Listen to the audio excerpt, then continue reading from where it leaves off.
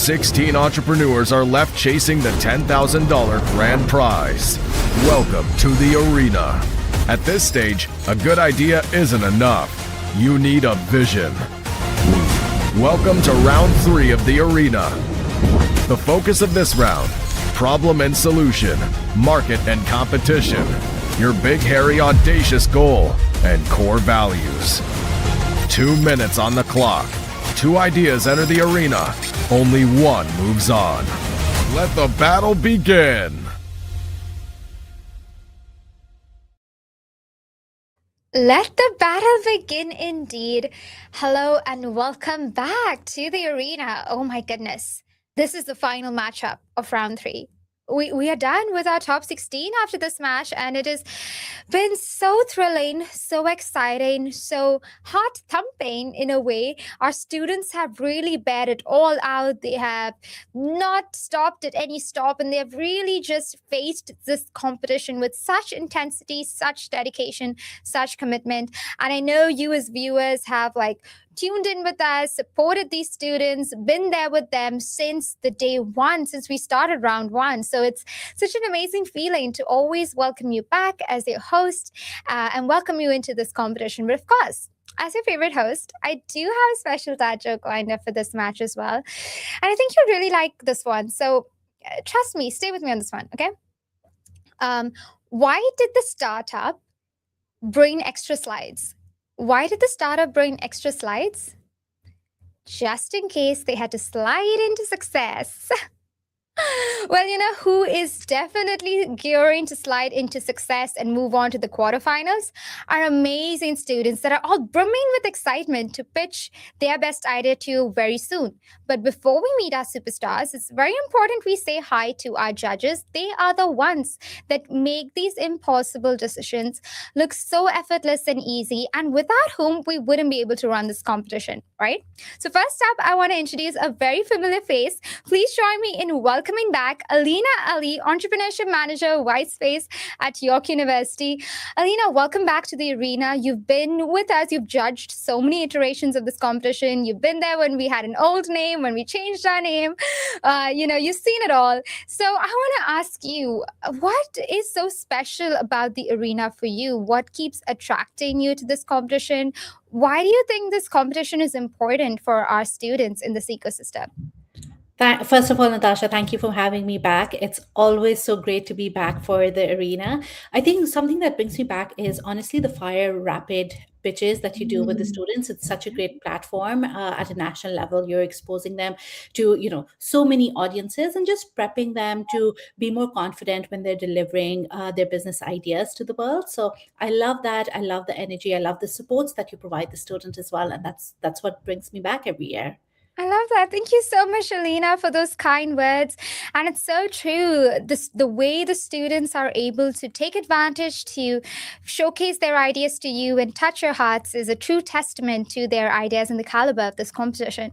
But joining Alina is a new face. Please join me in welcoming Peter Wong, Executive Resident at University of British Columbia. Peter, welcome to the arena. University of British Columbia has been an excellent partner to us throughout the years we've done this competition. So thank you so much for coming and representing this amazing university. And I wanted to ask you, I know this is your first time. This is completely something new. What are your first impressions? What are your expectations about this competition, about the students that are pitching in this matchup?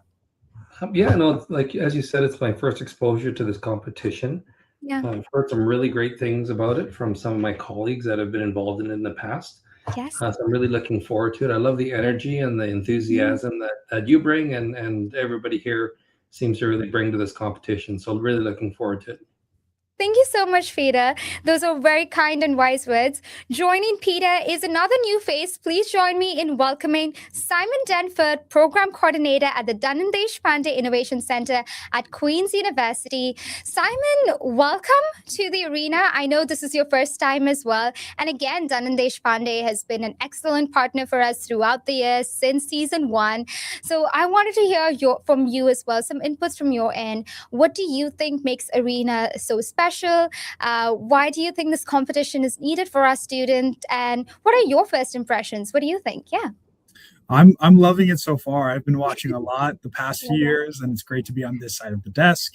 I would say one of the biggest things that Arena provides that a lot don't is this quick fire. You have 2 minutes or you're out, and really showing it, because sometimes that's all you have in a true professional circumstance, and it's great that Arena really highlights that. I love that. Thank you so much, Simon. And Simon really encapsulated really well the true nature of this competition, that quick fire, those elevator pitches that make very good impacts. And our students do an excellent job of sticking to that rubric and showcasing their best in the limited amount of time they have. So now we should say hi to our superstars. So first up, I have Hiba Safar from McMaster University. Welcome, Hiba. This is top 16. Has it sunk in yet? Is it a bit real for you? What's going on? Yes, it definitely has sunk in. It's a little surreal, I would say. Wasn't expecting to get this far, but I'm very glad that I'm here, and am honored to share the stage with so many other wonderful individuals that have great ideas. I love that. Thank you so much, Hiba. And competing with Hiba is Simone Boudreau from St. Mary's University. Welcome back to the competition, Simone. You're like the superstar of the university now. Has it sunk in for you? This is also top 16, round 3. What's going on in your mind? It's starting to sink in now that we're here. But I feel really great. Like you said, I have a lot of peers at the university who've been cheering me on. So it's a really good feeling to be back for round 3 with another incredible competitor on the other side of the stream. I love that. Thank you so much, Simone. Well, we've said hi to our judges. You've, of course, met our superstars, and you've seen and heard enough of me. It's officially time to face the heat. First up, Hiba from McMaster University. You have 2 minutes on the clock. The stream is yours. Every 3 seconds, someone in the world develops Alzheimer's, yet some of the earliest signs appear in something we rarely measure, speech. At the moment, Alzheimer's can take 6 to 18 months to diagnose, with assessments costing over $1,000 per patient. Meanwhile, up to 90% of patients develop language impairments, 40% experience severe loneliness, and 64% of caregivers face significant emotional stress.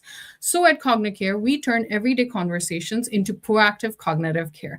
Our solution works in 2 ways. We capture short speech samples and analyze patterns like pauses and word-finding difficulties over time, while providing real-time prompts to help patients stay engaged in conversations.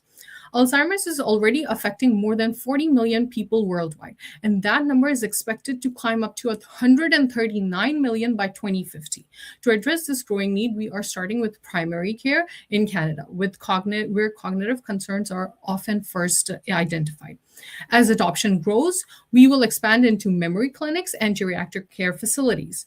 While companies like Winterlight Labs and Canary Speech focus primarily on speech-based diagnostics, we go a step further by combining detection with conversation assistance to support care coordination for physicians, patients, and caregivers through the entire Alzheimer's care journey. In 10 years, Cognicare will make cognitive monitoring as routine as vital signs, powering early detection and longitudinal monitoring across multiple neurological conditions, including Parkinson's disease and post-stroke cognitive impairments. Our platform will be embedded in primary care and telemedicine systems worldwide as we build multilingual data sets and clinical partnerships to expand equitable and cognitive care across languages and populations. Our goal is simple: help physicians reduce long-term care costs and support families stay connected. Excellent pitch, Hiba. Great job. Competing with that is Simone from St. Mary's University. You too have 2 minutes on the clock. The stream is yours. As a powerlifter, I face 2 major issues in women's sport. Less than 9% of sports science research is conducted on female groups, and the research findings we do have are not converted to practical tools. Female athletes are 6 times more likely to get injured at certain phases in the menstrual cycle, but we are continuously under-researched and expected to rely on tools made for men. CycleStrong is a platform built for the advancement of female athletes.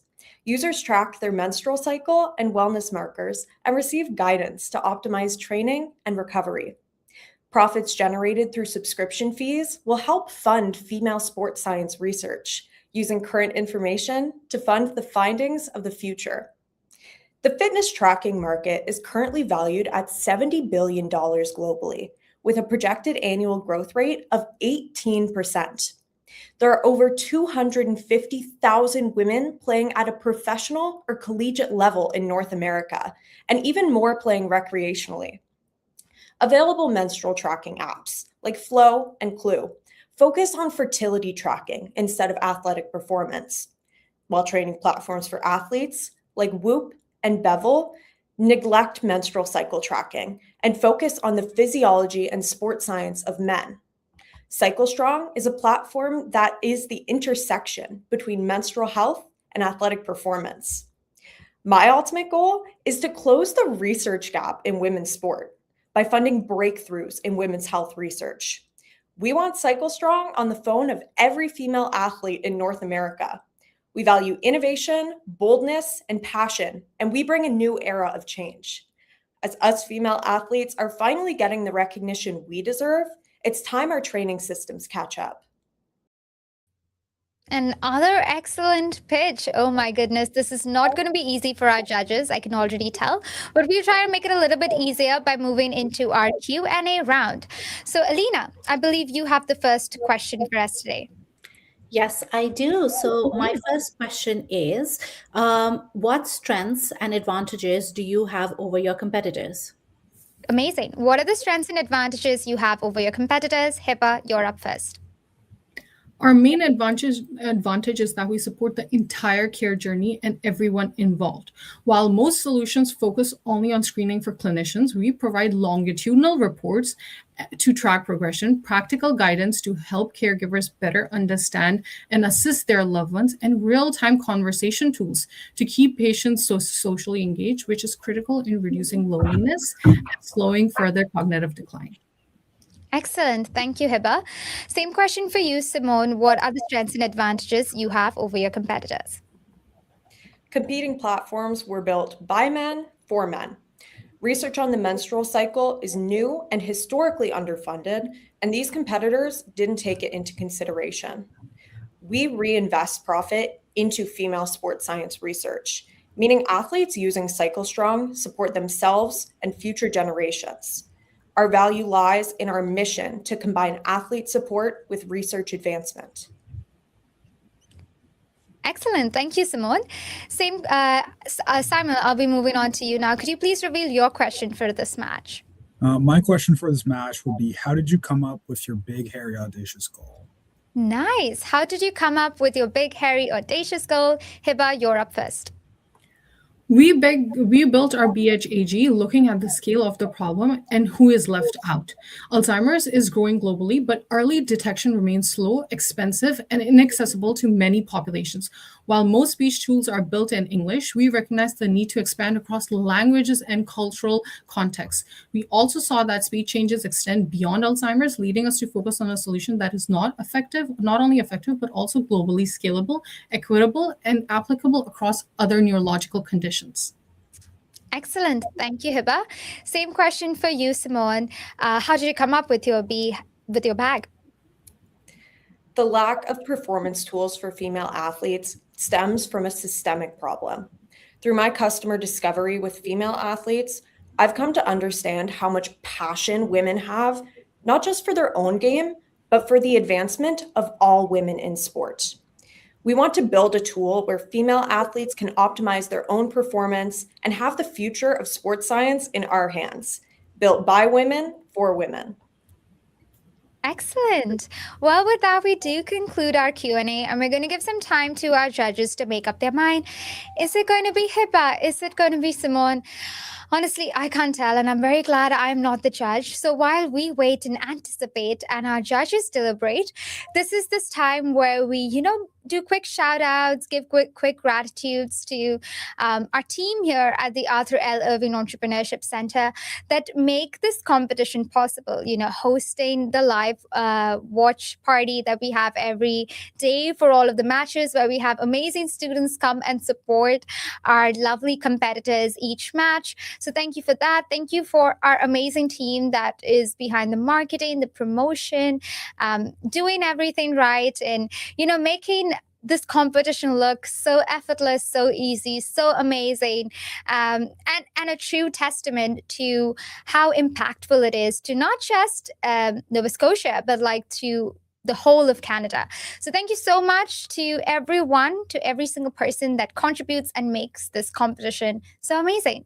Well, we will be back in less than a minute with our winner. So if you need to go and take a bio break, make sure you do so now, but come back to us in less than 60 seconds. You would not want to miss this announcement. So I'll see you.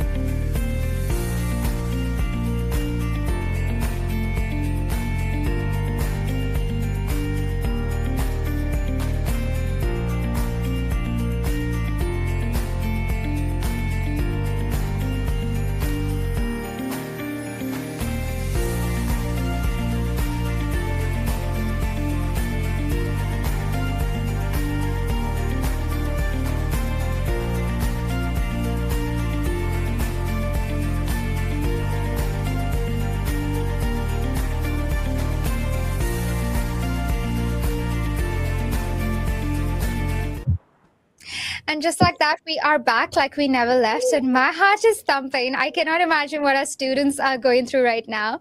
So, Alina, I will be asking you first. Could you please reveal to me who you have chosen to move on to the quarterfinals?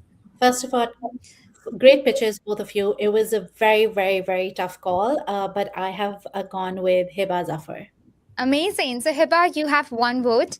Peter, I'll ask you next. Who have you chosen to move on to the next round? I've actually chosen Simone for my team. Okay, so it is a split vote. So Simon, this all falls on you. The person you choose goes to quarterfinals. No pressure, yeah? So Simon, please reveal to us who you have chosen. Now, that is a lot of pressure. Yes. I have also chosen Hiba Zafar to go on to round 4. Congratulations, Hiba, with a 2-1 vote, and great job, Simone. But Hiba moves forward to the quarterfinals round and has officially made it into the top 8. But Simone fought that battle really well. And this is how intense and close the arena is. And it's a testament to the great ideas that come through this competition. So great job to both Hiba and Simone. And make sure you send a supportive comment and get to know Simone's business and research her and see ways you can support both Simone and Hiba. But we will see more of Hiba and her amazing idea in the coming rounds to come. But for now, we're done with round 3. And on Friday, we will begin. We still have one more tiebreaker match coming up, so make sure you stay tuned for that. But until we're done with round 3, we have our top 8 finalized. So I will see you for a tiebreaker match and then following the quarterfinals for the arena, where we're getting closer and closer to the grand finale. So until then, make sure you stay cool, stay calm, stay collected, and stay locked in. And I'll see you tomorrow. Bye.